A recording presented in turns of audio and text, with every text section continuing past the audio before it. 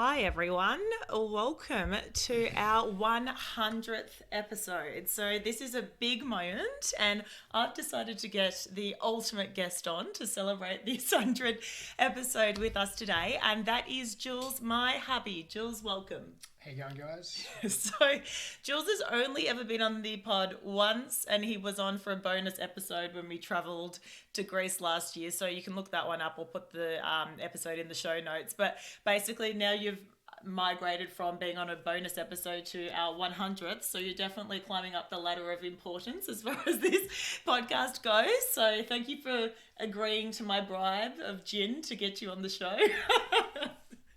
Okay, so basically we have a number. I asked the audience to basically I did a shout out to see if they've got any questions from you for you, because obviously for 100 episodes there's a lot about, you know, myself and guests and things like that. We hear from Liv a lot too on the Real Talk segment, but yes, people certainly want to hear about the man behind the woman. So here we are with you. So I'm going to fire off a couple of questions. For those listening, Jules has not seen these questions before, so we're getting his raw feedback, and we'll see how we go. It's all right. There's only a couple, and then we'll let you go. So Jules is not looking overly impressed at this point. Okay, cool. So audience question number one, and also thank you to those who wrote in. We did have a fair few, so I've sort of just picked my top, I don't know, 3 or 4. All right, cool. So the first one is, and we discuss this a lot on the podcast, so often we'll have parents come on and we discuss the ways in which our lives have changed since becoming parents, right? Versus, you know, when we were, you know, footloose and fancy free as couples. So this question came through: how has your relationship changed since having kids? What comes to mind? Probably spontaneous. Just not being able to be as spontaneous as what we used to.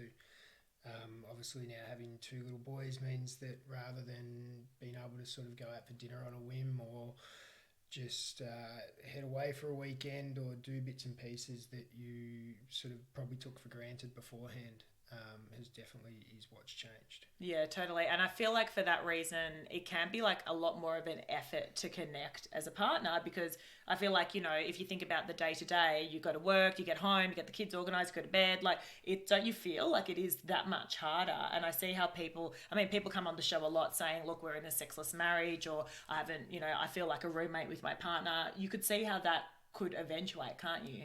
Yeah, you go through periods where you're definitely just sort of in a bit of a basically an endless cycle of just the same thing over and over again. It's sort of get up, get the kids ready, take them to school, go to work, come home, put them to bed, do some work yourself, and then go to bed again. You don't actually really get too much time to the two of you to really sort of communicate and stuff, especially during the week when you both work and sort of have fairly full-on schedules. Yeah, and like even think about like self, you know, time to yourself. Like when do you ever really get that? Like, I mean, you do, because I go to bed early. Oh, if you're not, so I go to bed early for those listening, probably like 8:30 when the kids go to sleep. But then you often will work. But I guess let's call it on a weekend, maybe. My time to myself on a weekend's now disappeared because Noah now doesn't sleep. So my 2 hours to myself when both boys used to sleep is watching movies with Noah at lunchtime while Charlie sleeps. Oh, this is for lunchtime naps. That's true. Because, yeah, nap time used to be like our time to kind of have a bit of a zen out. But I mean, even when the kids go to sleep, I guess on a weekend, that's probably the only time you get, like between 9 and 10 o'clock at night. I don't know. What do you think? Yeah, it's probably watching just watching a movie or doing sort of bits and pieces. It's usually, Lee often asks me why I don't go to bed earlier and stuff like that, and it's probably just because I need time just to relax and sort of have my own sort of space, because you're sort of right sort of through the day you're either working or you've got the kids around, so you just need time to sort of chill out a little bit. Yeah. And I think if you don't carve that time out for yourself, whatever that looks like you'd start feeling like resentful. Like if I think about more so the first year when we had Noah, and I remember you said to me, like, you're like, I don't ever, like, even when, because you go away for work a fair bit, and I'm like, yeah, but you get time without the children then, but you're like, yeah, but I never really get a huge amount of time to myself, because if I'm away, I'm using my like credits at home basically to, you know, for that work trip. So then it's like when you get back, it's like, oh, you know, every now and then you might go out and hang out with a friend, but really there's not a huge amount of time. I remember we sort of had this conversation because I don't travel for work, and also because my job is probably a little less demanding as far as like time required from me. And also I don't work with a big bunch of people like you do. I often felt like I was not really able to socialize during the week because I'm pretty siloed with the work that I do. So then I would probably have a little bit more of a social life than yourself, right? I mean, there were times where you're like, dude, like you've got these girls' lunches and things, and you're like, I don't really do stuff like that. But then I'd be like, oh, but you get to travel, so like that's your kid free time. Like, do you remember that time? Like, for those navigating that now and like might be sitting in that early stages of having children and feeling like, oh, the far out, like I never get time to myself or just like to hang with my friends and stuff. Like, you've been there. Like, what would you say to those people? It's a difficult one because you, on the one hand, you're sort of so like caught up in the week with work and doing all that sort of stuff that you're probably not as around as much as what obviously you are, and therefore on weekends I sort of see it much more of an opportunity to spend time with the boys, and it's probably more of a personal choice than anything else. I probably choose to sort of not take opportunities to do things on weekends and stuff like that because I know I'm not around as much during the week, or especially if I'm away for work, and therefore I sort of value the time that I get to spend with not just the boys but also yourself, because you sort of take for granted the impact that having busy lives and different things that actually has, and just being able to sit around and have a family dinner on a Friday night, or do the little things like go to the park and sort of play with the boys on the weekend, and then come home and sort of have a family cook up on a Saturday night. It sort of starts to compensate for the where you don't have as much time anymore. You start to sort of make more of the little moments where you're all together rather than the times when you're sort of selfishly thinking, what can I do to sort of do for myself, because as you sort of say, obviously you sort of travel a fair bit for work, so it throws another complexity in there, and you sort of got to take that with for what it's worth, and be able to spend time with, because I enjoy spending time with my boys and I enjoy spending time with you, so that's what's important to me. So that's how I sort of probably have come to the realisation that it's more my choice than anything else. I probably choose to do more of that sort of family stuff on weekends rather than the sort of do the downtime to myself. Or the big social outings and stuff. Like, sometimes I crave, but that's also because I find that I am not around a lot of people on the day to day. Yeah, interesting. Okay, so another one from the audience was, do you ever get jealous of people who don't have kids, i.e. Leonie's sisters? So this was a friend of ours who wrote this one in, I am sure, because often when I'm with my sisters who are 6 and 7 years younger than me, I'm always like, what are you up to next? And they're like, oh, maybe just go for a brunch and maybe a bit of a walk, and then no, we'll go out for dinner, we'll see, I guess we'll see. And I'm like there with like 2 kids hanging off me, just like, I am so jealous right now of your freedom. I mean, looking at those times, I mean, we've had those times too, right? Like, Sunday in bed, oh, what do you want to do today? Like, how good, the world's our oyster. And now we get like an elbow to the head when we wake up because, the little ones are crawling all over us and it's screaming and everything, and you don't get a moment to yourself. Do you miss your kid-free time? I don't think I really have thought about it too much. I think it's more probably that I think things have obviously changed, and we probably lived our lives to the fullest when we didn't have kids, and now there's obviously different enjoyments that come from life. It's sort of more you get happiness and joy out of watching the boys do things and sort of them growing up. I think it's one of those ones where you're probably going to sit there when they get older and actually ask yourself the question, do we get jealous of other people that have kids at that age? Because you're going to miss that. Yeah, true. Never really thought about that. Like, life has its different phases, and it's sort of like, how does that, best to enjoy the phase that you're in. Although I have to say, I'm definitely guilty of like oh God, wouldn't it be fantastic to just like have a day where I could just not worry about anyone or anything but myself? Don't get me wrong. There's you do obviously sort of wish that you could be doing a bit more sort of child free and stuff like that, but you sort of once we get through and the boys get to a certain age and are sort of more self independent, we'll be able to do things that we probably haven't been able to do. So it's sort of, yeah, you take the good with the bad. Yeah, totally. I think each stage of your life has, yeah, the pros and cons certainly that you have to navigate. Okay, so this one came in from a dad. They said that my son is 1 year old, and since having a baby, and this is very, very common, this is why I've chosen this this call in as a topic for us today. So since having a baby, my wife seems to have lost all sort of forms of affection towards me, and I'm finding it really challenging, I guess, is the crux of it. And he's sort of saying, like, I guess, from your perspective as well, I guess, not being the birth mother, right? Like there's all different relationship structures, same sex, etc. But more that if you're not the one that necessarily gave birth and the one that's necessarily breastfeeding and things like that, we know that even from the research that that particular person who is breastfeeding, or, if you're not breastfeeding, even formula feeding, or who has given birth and their body has changed, is naturally often going to have a lower libido for a period of time as their body sort of, gets back in order and things like that, and their mental state sort of, kind of gets back to equilibrium. Because I know even when I first gave birth, I was like, oh my God, my body's gross, like no one come near me, and the baby's like all over you, there's so much physical touch and things like that. So I wanted to bring this one because I think it's, it's very common for a lot of relationships where there's not as much affection, particularly in that first year. I guess, to this person's question, any words of advice around perhaps how you can start building that affection back up with your partner?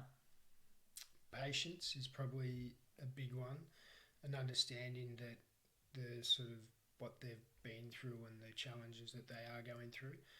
I think it's one of those ones where not so much from an affection point of view for us, but more I've probably found it harder when the boys, well, especially when Noah was first born, because he had a preference to be with you rather than sort of spending time with myself. So it was more just about being able to communicate and talk and understand with with Leonie sort of thing about then being able to sort of realise that it's not that it wasn't a care factor there, but it's more that when you be able to talk about it and you can actually sort of communicate to each other and understand that there's still that commitment there between each other, that you've just got to be able to be patient with it because it does take time. Like, I've had couples who have come on and, the husband, let's call it, has said, like, at one point, I just felt like she didn't love me anymore. Like, she barely looked at me. She barely, like, and that was a phase we went through. And then we were able to come out of that and, we spoke about it and we were able to sort of rebuild. And it doesn't mean that you're necessarily going to just all of a sudden be having sex every day or anything like that. But the point is, at least he aired how he was feeling, she aired how she was feeling, and they were able to sort of start connecting again in that non-roommate way, I guess. And I'm talking about, I always say it's the smallest things. It's the kiss hello, the kiss goodbye, it's the hand on the back. It's like these little actions that make it so that you're not roommates, right? So, Finding time for each other. Yeah, that's a big one. Finding time for each other is probably the biggest one. And probably more you than me, but you were very big on from an early age, sort of making sure that we could find, and not everybody's able to, but try and find somewhere where we could get sort of help just to be able to even go out for an hour dinner, 2 hour dinner, just to be able to be with each other and be able to communicate to each other and be able to talk to each other, actually be kid free, because you'd be amazed that when you put it in a diary and you actually routinely do it, how that can start to change things. Yeah, I think that was the biggest thing for us, definitely. Because when you're together with kids, it's like, it just feels like it's all about the kids, really. Consuming. It's all consuming, right? Yeah. So yeah, hopefully that's So to that person who sort of brought that one forward, yeah, if you can sort of try to find the time, even if it's a walk with your partner when you're pushing the pram, but it's a time for the two of you to have a bit of a chat, or more conscious quality time if that's possible, even if it's when the little one's napping. I don't know, like sit there and have a picnic in the lounge room, or I don't know, just like little things that help you connect versus both sitting on your phones, let's say, as a complete extreme, but like sitting on your phones and barely paying attention to each other. Like if you don't have the moments of quality time, even if they're just little snippets, it becomes very difficult then to be able to feel affectionate, I guess. I'd say that just from experience and from speaking to others. Okay, so this one came through, and it's from a dad, and they said, I think my wife is experiencing prenatal depression. So she's obviously pregnant at the time and experiencing a level of depression. We understand that Leonie had this. How did you support her, and what advice would you have on this front? Um, this is probably the way that I supported her was making her realise that she needed to speak to someone. Um, the what's the group? The Gidget Foundation. The Gidget Foundation. Yeah. So we sort of, other people were able to pick up on the fact as well, and having someone there to support me meant that I was able to support you. Mm. So who was there to support you? You mean My brother. Oh, your brother. Okay. Yeah, Yep. yeah. So, and then Lee was obviously able to talk to the Gidget Foundation, which is a great thing. What did you speak to them probably weekly? Weekly. And it was literally just over a phone conference call. Made a massive difference because it meant that rather than her feeling all alone and by herself and isolated, and it's difficult when it's coming from your partner because it just doesn't, like if I'd try and help her, support her or get her to do different things, it's very hard when it's coming from someone so close to you. So and it was pretty, sometimes the conversations with the Gidget Foundation and the person that was helping her there wasn't always easy. There was some very confronting conversations in terms of just being able to sort of help you get out of your own head realistically in terms of the self-doubt and how you felt. And probably one of the biggest things that came out of it was you're a very social individual, and for a period of time through the pregnancy, rather than being out and being social because you felt like, well, there's no point doing social things because I can't go and drink or I can't do what I used to do, you sort of became a shell of yourself and started staying at home and not wanting to do things. So it was more support and encouragement to get you in environments where you were around people and around your friends, and you actually started to feel better about yourself. So it's just look for all different avenues. If you're able to get the person to speak to someone like the Gidget Foundation, that'll definitely help. Try and, if they're a social person usually, even if they don't want to socialise, really push them to socialise. And the other one is for yourself, speak to your close network because that'll obviously help you be able to support your partner better. Yeah, love that. Cool. All right, two more. So you and Leonie both have big jobs. How do you organise your household so that you can both be out working while organising the kids while having time for yourself as a couple? So any sort of hot tips there? We certainly haven't nailed it, by the way, to those listening, but we can certainly tell you what we do. Well, I'll be honest here and say that Leonie runs the household. I'll be brutally honest there, but one of the big things that we do, or one of the big things Leonie does, is make sure that we have a joint family calendar where basically everything goes into it, because I used to have a habit of being like, well, if it's not in my calendar, I didn't know about it. So now everything goes in the calendar. That really helps. But then just in terms of being able to, we're obviously fortunate that with the job that Leonie works, she's able to do a lot more of the run around and pick up, drop off and all that sort of stuff for the boys, which obviously really helps. But then it's just been trying to be as flexible as possible, which is difficult, but the flexibility and sort of being able to support each other. Like if Glee's got something that's really important on at work, then there'll be stuff that means that I'll need to sort of drop things to be able to help her, because she obviously wears the brunt of it usually, and so where I can, I'll sort of try to support her as much as I can. But the general gist is that Lee does the lion's share of the work. Oh, it's nice to feel recognised. There we go.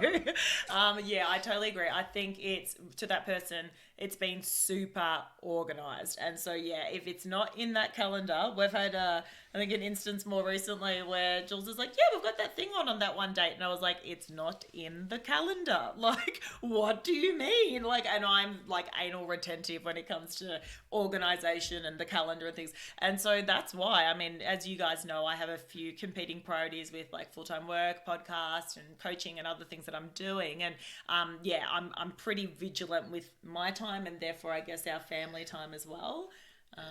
The other thing probably too is on our weekends, we prioritise the sort of setting ourselves up for that following week. So we'll do on a Sunday, we'll do, like, we make activities such as doing the supermarket shopping or whatnot. We make them fun activities and do it as a family, so we can sort of plan for the week, make sure everything's organised, but you also feel you make it so you're not leaving the burden of looking after the boys onto one person.